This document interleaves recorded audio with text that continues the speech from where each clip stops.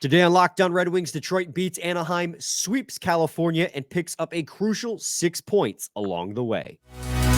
You're Locked On Red Wings, your daily podcast on the Detroit Red Wings. Part of the Locked On Podcast Network, your team every day.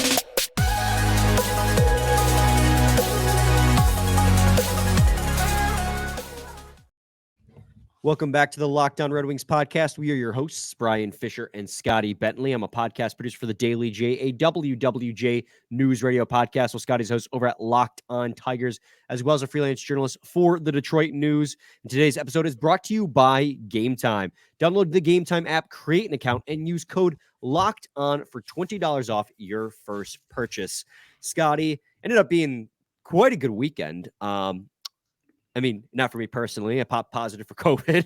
But outside of that, I mean, the Wings won, obviously. And we're going to recap that game in this one. The Lions won their final game, although at what cost? Losing Laporta possibly for the first playoff They game. said initial reports is like it's not as bad as it looked. It's right. Like it's optimistic report. It's a extension with a bone bruise, but you still might be losing him for the playoff game, which is a real big blow. We'll see. Especially as it's Stafford's revenge game coming home to Detroit. The first ever playoff game he'll play at Ford Field, and it'll be Stafford's in it. The Stafford's in it, Just and like he's we all the thought. opposing QB. But anyways, listen to Locked On Lions. Pistons only lost by 17. But they lost Cade.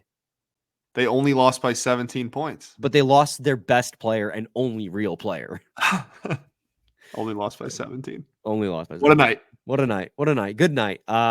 But yeah, so Red Wings obviously sweep all three games in California, getting 6 points dude. out of What 6. a great everything. I mean, seriously, like we talked about last week. We had an episode. We were like, hey, if we can just catch fire and just have a 3 or 4 game stretch where they get hot and win a few games, they're right back in it. They're right in the thick of things. They're competitive. They can even get over that line and be back in to the playoff picture straight up. And they went out and won their next 3 games. They went on a West Coast roadie and took all 6 points of a possible 6. Literally can't ask for any better. We'll talk about the performance. It certainly was not a perfect game, right? Came down to a redirect off of a skate with about a minute left to seal the victory. But we've been saying it all year, right? They don't ask how, they ask how many, right? Obviously, not our quote, but it holds true in trips like this, man. And this is something that I think is I mean, Captain Obvious statement. It's good to win these games. That's a good thing. But Right. just an awesome weekend or trip, West Coast roadie, whatever. And now you get 3 days off to come home and hopefully keep the momentum rolling. Yeah. So, I mean, a couple of things. One, I promised I would say this, and you said this was going to happen, right? I promised that if the Red Wings beat Anaheim in no matter what fashion, I would come in here and declare the skid is over. And the skid is over, Scotty. So anything that happens from here on out is a new skid. All right. So if they lose the next 5, that's not this. So if they skid, lose their next skid. 4, that's not related to the previous. That's a separate skid. They've won 3 straight. This is different. So the skid is over. It was an ugly game, and the Red Wings still continue to play to their competition's level, which is really frustrating. They played down to San Jose, they played up to LA, and they played down to Anaheim, where like they just match the skill level for whatever reason of the opponent they're playing. And it's infuriating because you look at this roster, you look at this talent. This is not a team that should be struggling against Anaheim. It's not a team that should be struggling against San Jose. And I understand not every team is going to pop 5-6 goals on Anaheim and San Jose every single time they play each other. But we've played both of our games. Both the Red Wings have played both of their games against these 2 teams. And both of those games have been close, tight-knit games. Wings won 1 against, and they went 1-1 against both those teams. So it's just incredibly infuriating that they continue to play up to their opponents. It's good. It'll be a good thing come playoffs if they make the playoffs, because that means they'll be playing playoff caliber hockey, right? You want to connect those dots and make that reach.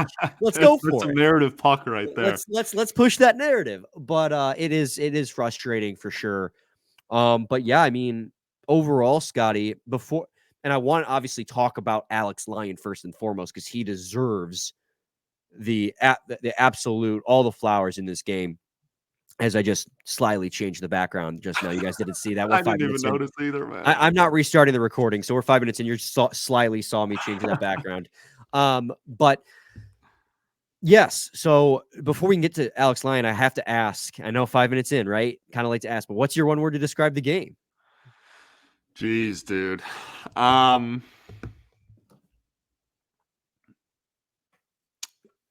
What's a synonym for like we'll take it?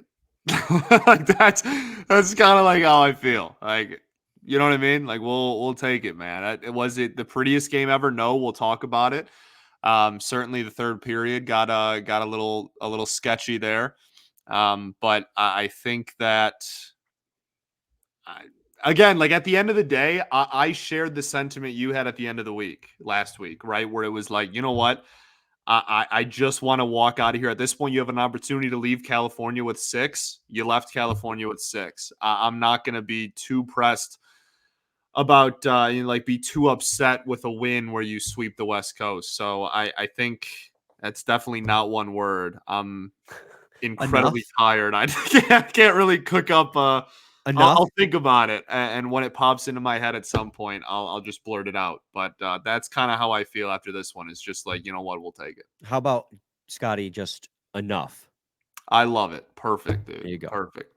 I'll go with that too. Again, like let's be honest. If anyone was watching this Red Wings game, with the exception of the first 10 minutes of the second period, the Ducks had all the momentum in this game, and this is not they play a reckless and ridiculous style of hockey, and I don't hate it. This is not me like complaining about it.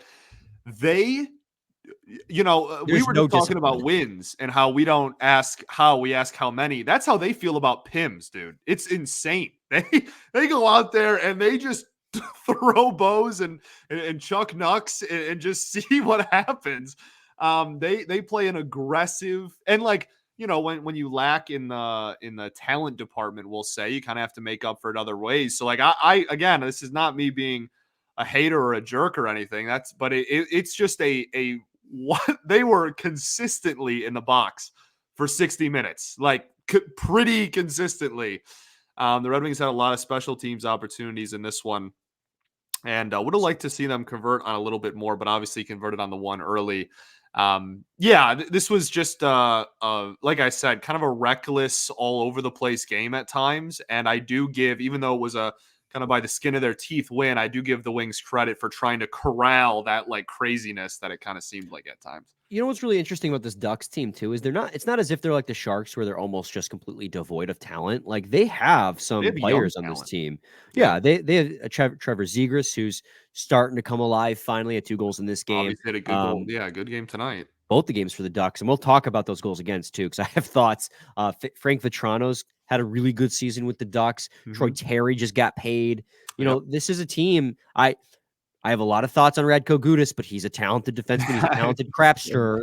Gudas is I said this off air before we started. He's the definition of you hate him when he's not on your team, you love him when he's on your team. That's he's like the epitome of that style. Yeah.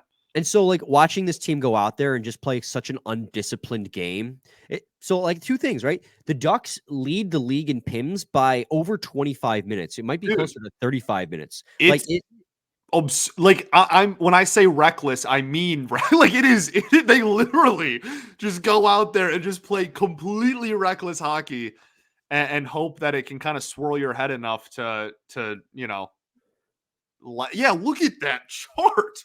Goodness gravy. And this isn't counting today's game either. So because it still has the Red Wings listed at 39 games. This was game 40 for the Wings. So they had another 10 minutes in penalty minutes in this game. So that's going to take them to 228, where the Wild is at the Wild. It's a little small for me. Wild. That's the Wild. Have 175 as of right now, and they, I don't think played tonight on Sunday. No, they did not. So like that's 228 to 175 in penalty minutes. That is 50. Crazy. That's 50. That could be 50 more.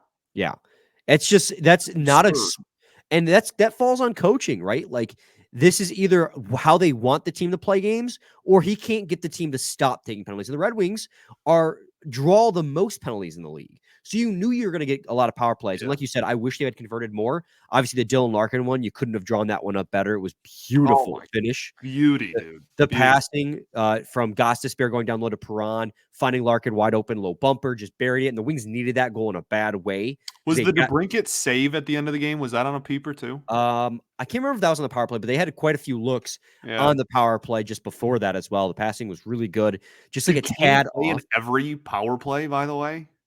I'm sorry? Did Kane, and that didn't make sense at all.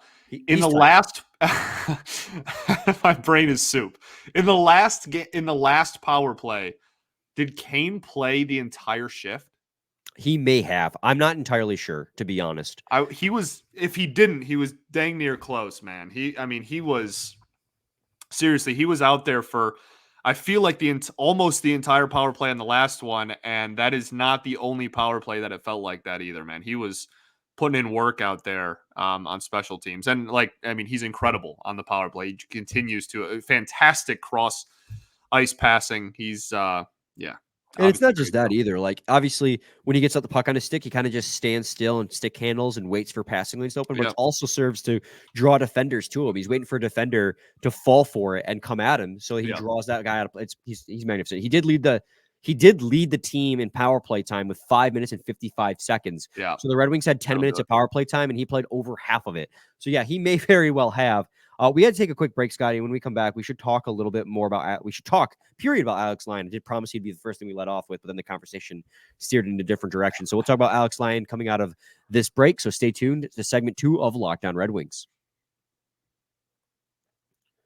Got to talk to you guys today about Gametime. I know, Scotty, like me, you love to go see live events at Little Caesars Arena, Comerica Park, Ford Field. And if you're like me, you're sick and tired of just all the fees that happen when you try to buy your tickets online. I've said it a lot of times. You try to buy a ticket for $40, $50, $60, and then all of a sudden the price is doubled. You go, what the hell? You look at the why. You got 3 or 4 different types of service fees, all with different titles, and you're paying twice as much. Well, you don't got to worry about that when you're shopping with Gametime. It's the only ticketing app that gives you complete peace of mind with your purchase. See the view from your seat before you buy, so you know exactly what to expect when you arrive. All in prices. Show your total up front, so you know you're getting a great deal before you check out. Buy tickets in 2 seconds with 2 taps. They're obsessed with finding ways to help you save money on tickets. Gametime has deals on tickets right up to the start of the event and an hour after it starts. It's the place to find last-minute tickets. With zone deals, you pick the section and Gametime picks the seats for big-time savings. And Gametime guarantee means you'll always get the best price. If you find tickets in the same section and row for less, Gametime will credit you 110% of the difference. Take the guesswork out of buying tickets with Gametime. Download the Gametime app, create an account, and use code LOCKEDON for $20 off your first purchase. Terms apply. Again, create an account and redeem code LOCKEDON for $20 off. Download Gametime today. Create an account. Download Gametime today. Last minute tickets, lowest price, guaranteed. Position. What is happening? Hardcore wires crossed. Play the outro, baby. We're done. That was a good episode. Good up. Segment 2, Locked On Red Wings podcast. Alex Lyon, Scotty, was, you have mentioned several times on this podcast, that you are begging a goalie to go out there and steal the Red Wings a game. And progressively through each and every game, Lyon has gotten closer and closer to closer to doing that. And I think this is the game where he did that. Both those goals against, neither were his fault. Nothing he could do on either of those. Oh my gosh. The second one, we'll talk about it, I'm sure. And he had a .935 save percentage on 29 shots against the Anaheim Ducks. And this is a Ducks team that dominated the play in this game. They had a 56% share of the 5-on-5 shot attempts, a 53% share of the expected goals for, and then just in general, they had more shots in this game, leading 30-28, on top of the fact that they had a 5-on-3 power play and several. I think they had 4 power plays as well. The Red Wings went 4 for 4 in the penalty kill. Lyon was on top of it today. He looked absolutely stellar. 100%, man. And yeah, like, I mean, you're absolutely right. That was a big tangent I went on a couple of weeks ago, and now this is his 5th straight start, like you said, and it's deserved. And I don't think anyone wants it to change, which is like really the biggest, I feel like, testament that you can really have to continuing to play him and for good performance, especially given all the shaky goaltending this team has had over the last several seasons. Just getting anybody that on a night in and night out basis, everybody's like, yeah, him, like no questions asked. And I feel like that's kind of what Lyon has deserved at this point. He is absolutely to the point, especially over this stretch where he is at a minimum keeping them in games, if not winning them games. Yeah, I mean, he had a goal saved above expected in this one of 1.33. So Yeah. if you, depending on how much stock you put in advanced analytics, he saved over a goal more than he should have with his goaltending. He was just great. And not to overshadow Lucas Dostal either. I mean, it's crazy. We talked about it on our preview on Friday. He's an animal. Don't deserve the good goaltending that they have. With how bad this team is between Gibson and Dostal, it's ridiculous. Well, yeah, and that's been a thing for most of Gibson's NHL career too, sadly. But yeah, man, he's an animal. That save on DeBrincat, the pad save, was phenomenal. He was great all night. Obviously, he's coming off that game against Toronto. They ended up losing, I'm pretty sure, in OT, but he faced like the 3rd most shots that any Ducks goalie in franchise history has ever faced. It was like 56 shots or 52 shots or something crazy in a night. Held them shutty through 2 or something. Like he's been an absolute monster. And to the Toronto publication that called him a no-name, which is ironic considering you're ridiculous. You're stupid. We're not gonna name the publication because we don't want to give them more publicity. Yeah, look it up yourself, but it's not hard to find. Yeah, well, also like Toronto media calling another goalie a no-name goalie when their goaltending has been nowhere near as good as the Ducks goaltending. It's absurd. Yeah, it is absurd. Well, just put respect on the kid's name, man. He literally won Rookie of the Month. Like, what are we talking about? Yeah. Like, what? It's absurd. Like, actually absurd. Yeah, but it's clickbait media. That's exactly what that publication is. It's just clickbait media. That's all they do. Anyway, Scotty, we were talking about goaltending, and I mentioned the penalty kill in there as well. The penalty kill was stellar. Yeah. And that 5-on-3, you're up. I think the Red Wings were up 2-1 at that point, which they had the 5-on-3. And they played that perfectly. The positioning was great. They didn't chase too far out at any given point. A key block by Ben Sherratt as well during that. And, we'll get to my other thoughts on Ben Sherratt later in segment 3, probably at this point. But a key block by him, and then Alex Lyon making a couple stellar saves near the end. I get my words tied up at least once an episode at this point. Just the penalty kill for a while during the season was one of this team's, I wouldn't call it a weak point, but it was something that needed a room for improvement. And I think it was, and I mentioned it on Friday's episode, but Ken Daniels mentioned during the broadcast, they're like 11 for their last 11. I don't want to call it fixed because nothing's ever fixed. Things go through highs and lows, but the penalty kill right now is looking dominant. They were 13th in the league coming into the game, and 4 for 4 today is only going to serve to climb them higher on that chart. And that was something that I didn't think really wasn't something I was focusing on coming into the season. For me, it was more the power play. Yeah, no, for sure. And this is, there are so many additions that were made this offseason that have directly impacted the penalty kill too, which I think is important, right? Like, it's not just like, oh, this naturally, like, it's been the same group for 2 seasons and it just woke up one day and was good. Like, this is a steady improvement over the last, whatever, calendar year and a half. And I completely agree. It's been really good lately. It was fantastic on this West Coast roadie, and hopefully, yeah, again, just like really with everything else, hope they can keep the momentum going. Absolutely. Let's take another quick break, Scotty. When we return, we'll clean up whatever we have left. I want to talk about the Larkin thing. I should have mentioned it probably when we were talking about how just undisciplined the Ducks are, but I want to specifically talk about the Larkin thing because it's getting absurd at this point, the amount of shots that this kid takes. I say kid, he's like 6 months younger than me. And then also want to talk about the United States winning gold at World Juniors very briefly. We're not going to spend too much time on it, but we got to give credit where credit's due. So stay tuned to segment 3 of Locked On Red Wings. The NFL season is wrapping up. It did wrap up, actually, for the Lions. They finished the season. Weekend of week 18, for sure. 12-5 was their final record. And if they hadn't gotten screwed by the Cowboys, or the refs rather, they would have had first seed. But we're not gonna belabor that point, because you still got time to get in on the action. Super Wild Card Weekend is next weekend. America's number one sportsbook is FanDuel, and they're going to have you covered with all the best odds and bets. Right now, new customers get $150 in bonus bets guaranteed when you place a $5 bet.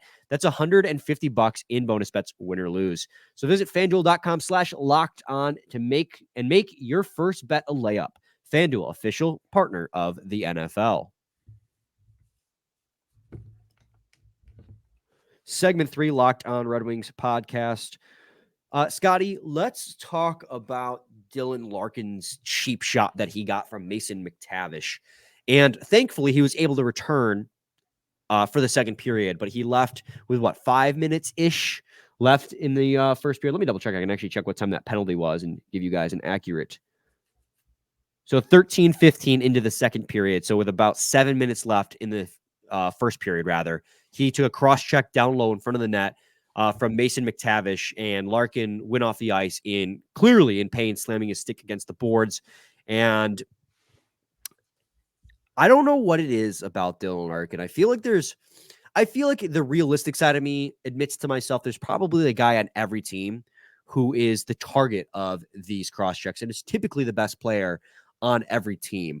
But I don't know a player that gets viciously cross checked in the neck or head area that goes as undisciplined as it does when it happens against Dylan Larkin. I mean, we've seen it, right? The hit from behind on Matthew Joseph, the cross check to the head, the double cross check to the head by Kelly and Joseph. Jamie Benn's obviously notorious. And now, again, it happened with Mason McTavish, which was brutal non-hockey play. At some point, thank you. At some point, you would think the NHL would step in and not crack down specifically on plays against Dylan Larkin, but on plays like this in general, because it's such a non-hockey play, especially in this situation. Little cross checks happen all the time throughout the game. I like to equate it to like the NFL's holding penalty, right? Yeah. It happens on every single play, but it's just to the degree of which it happens is when it's going to get called. Little cross checks in front of the net to push the player out of position happens all the time. But to the degree in which this one happened to Dylan Larkin's back, it was full force, intent to knock this player to the ground, and I would almost argue intent to injure with the amount of effort and force that went behind it. At what point are these types of plays going to warrant disciplinary action? I've mentioned it before, Scotty. The NHL has really cracked down on slashing in recent years. They'll call every little slash that happens now because the DOPS, Department of Player Safety, has decided that the slashes, especially to the hands, have become super dangerous and have been hurting players, which is true. But the cross checks, I would argue, are more dangerous. The boarding penalties that we're seeing are more dangerous. And yet we're seeing the refs just make 2-minute minor penalties like on these all the time to plays that are straight up injuring guys and leaving them out for months, weeks and months at a time. Dylan Larkin was thankfully able to come back, but it's just getting increasingly frustrated. My theory is, Scotty, that the reason why we don't see why it feels like we see it happen more against Dylan Larkin is because he's a really good hockey player. And this is going to sound really this first part, right? He's a really good hockey player. So players are going to play really hard against him. So he's going to face a lot of physicality, but he's also not good enough to be protected by the league. He's not Connor McDavid. He's not Austin Matthews. You know, when these types, he's not the superstar the NHL is going to go out of their way to protect. So, and that's just my conspiracy theory. I have no evidence to back that up. I feel like it's not just this season. It feels like the last 3 or 4 seasons straight, Dylan Larkin's always on the receiving end of these nasty cross checks or hit from behind. And I'm just getting sick of it. And I'm sick of watching players walking away with 2-minute minors and then anyone who retaliates getting a 5-minute major or more. That's not me defending Perron's thing, because some people might make that connection. I've said numerous times the David Perron thing was just the incorrect reaction for what happened. I respect that he wanted to stand up for his captain, but 3 strides into a cross check to the head is not the appropriate reaction, especially on the wrong guy. But I just get tired of the inconsistencies on the punishment to potentially serious penalties. Yeah, I it's very frustrating for sure. And this is like a broken record conversation that we've had like once a month now for a year, right? Like this isn't, if you listen every day or even remotely close to every day, like you've heard us have this conversation probably like 4 times this year already. Like we have this discussion over and over and over again because it keeps happening to Dylan Larkin over and over and over again. I don't know, man. For a league that it has gotten so nitpicky and so like, I don't know if concerned is the right word that I'm really looking for, but particular about certain penalties and about the physicality within the game and how physical hockey is going to be long term, and et cetera, et cetera. For a league that is constantly in the news cycle about to have a player just be on the receiving end of this stuff over and over and over again, and not like, oh, like he misses a couple of shifts every time and comes back out. They're like, no, this is like ended his season before this. Yeah. Like, this is not like like, like, why are you even complaining? Like, this isn't whatever. Like, he always goes back out there. He's always ends up being fine. Like, no, like he was knocked out cold this year, missed a week. He's missed an entire season due to it before. Like, it's absurd, man. And I don't have answers. None of us have answers to it, or else it would be changed. So unfortunate. And the reason why I'm nitpicking, I wouldn't say I'm nitpicking, but the reason why I'm homing in on this specific cross check by Mason McTavish is because, like I said, it was a non-hockey play. Yeah. Like, there were a lot of different things Mason McTavish could have done there. Like, one, Larkin was already tied up, but he could have come in underneath his arm and tied him up and, took his stick away. Instead, he comes in away from the play and just 2-hand cross checks Larkin to the nameplate. And it's just, what for what reason? And that's why it's a non-hockey play. There was not a discernible reason why to do that. It's not like the puck was down low in front of the net and he was trying to clear the net, which, again, I don't like cross checks, but like I said at the start of this rant, there is a degree in which the league finds it acceptable, in which they're not going to call. Like, they're just going to let it get away with it until it reaches a certain point. Dylan Larkin was there in, battling for position, and Mason McTavish comes out of nowhere and, just like I said, nails him in the nameplate with full force. And, like, yeah, he's hurt. Like, no crap. Like, I'm rambling. I'm saying like a lot. I'm just frustrated because the fact that I know this is not going to get any discipline, or at worst, I think at least it deserves a fine, because I know they're not going to, because Larkin came back, they're not going to suspend him. But at most they're going to get he's going to get a fine, and at least he's going to get, like, that's all it's going to be at best. And that's frustrating to me, because I don't understand how on one hand the league can be like claiming they're trying to make it safer for players, and then Dylan Larkin just continually is on the receiving end of these just non-hockey plays.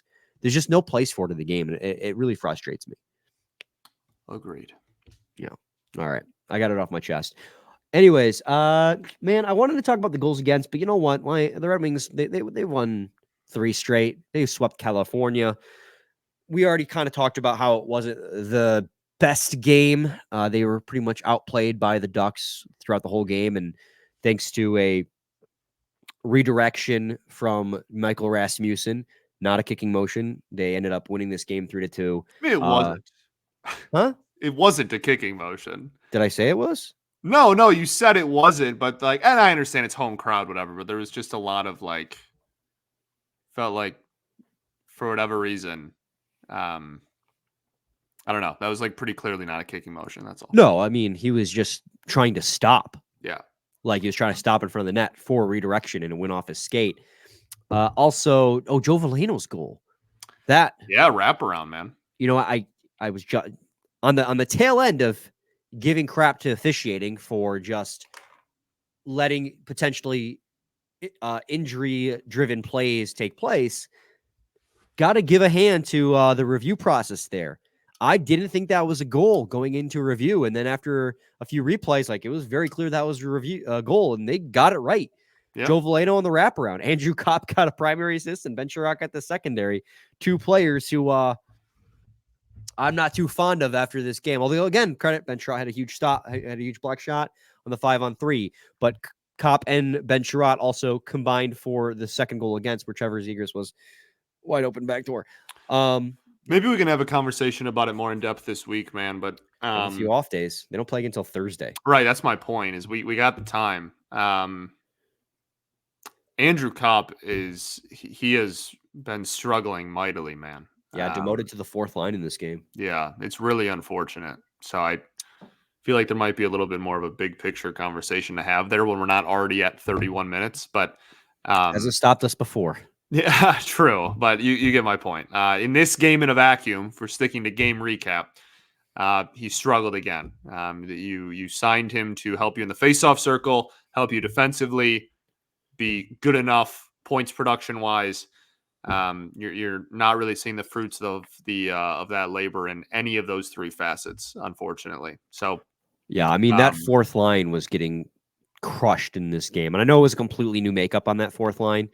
Andrew Kopp, Christian Fisher, Robbie Fabry, all near the bottom. Daniel Sprong, 0 expected goals for at 5-on-5, by the way. Gets a promotion to the third line, and then immediately is the worst player in the team in Corsi and expected goals for percentage.